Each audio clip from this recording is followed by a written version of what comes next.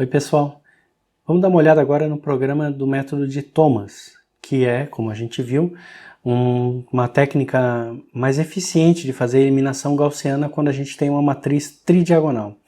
Então, o programa, a estrutura do método de Thomas, ela é igualzinha à estrutura da eliminação gaussiana, porque é um método de eliminação gaussiana, né? Só que eu vou chamar aqui a função do método de Thomas e eu espero, naturalmente, que a matriz A seja uma matriz tridiagonal. Então, o algoritmo de Thomas, a gente vai receber a matriz aumentada, que deve ser uma matriz tridiagonal, e retornar a solução.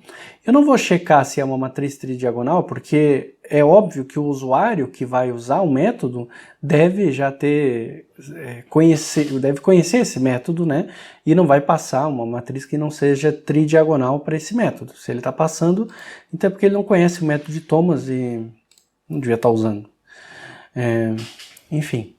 Então, a primeira coisa que a gente faz o usuário vai passar uma matriz, que é a maneira usual como a gente recebe as entradas de dados. Só que um algoritmo, a gente não está trabalhando com uma matriz, né? A gente está separando a matriz, né, nessas três diagonais e mais o termo das variáveis independentes. Por isso eu estou fazendo a separação aqui.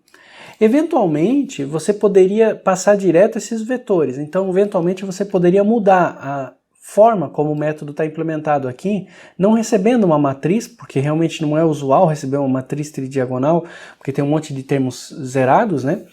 E eventualmente você recebendo já direto o A, B, C e o D. Nesse caso, quem teria esse trabalho seria o usuário.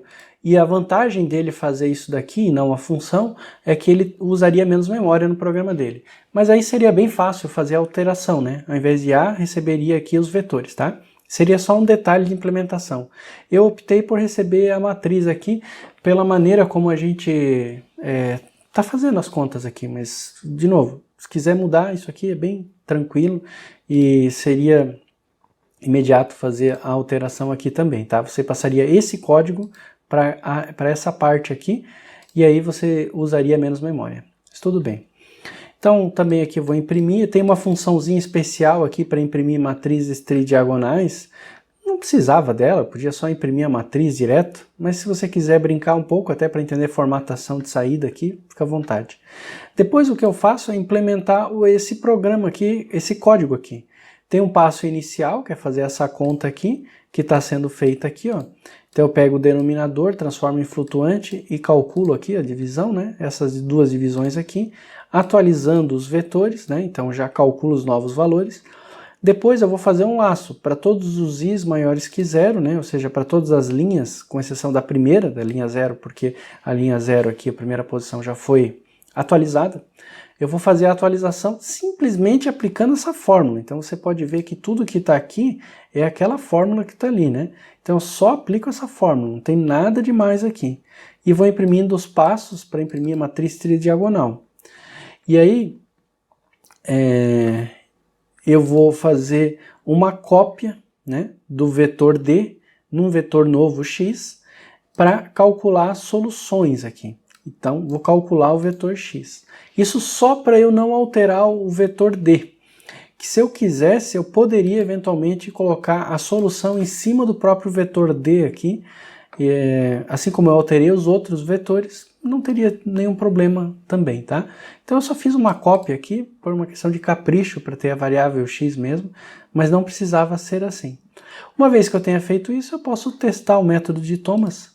Aí para testar a gente tem uma matriz tridiagonal lá na pasta, que é uma matriz que tem, né, os elementos aqui fora da diagonal principal e das duas paralelas a ela, todos zerados. Isso aqui é o vetor dos termos independentes. E aí você pode rodar o método de Thomas com essa matriz. Você também pode criar a sua matriz, né, tridiagonal. E aí ele vai imprimir a matriz original, vai imprimir a matriz depois do passo, né, do método de Thomas, que faz essa primeira parte aqui, passo progressivo, e depois a resposta do passo regressivo já é a solução do meu sistema, já está impressa aqui na tela, tá ok? Então o algoritmo de Thomas é bastante tranquilo, é só implementar aquela expressão ali. É interessante você dar uma olhada nesse código, para ir pegando bem o jeito dos laços, né? Até onde eu vou, onde eu começo, como é que eu uso a função range, etc. Que no caso da eliminação gaussiana a gente já explorou bastante. Se você entendeu a eliminação gaussiana, o método de Thomas é praticamente trivial, né?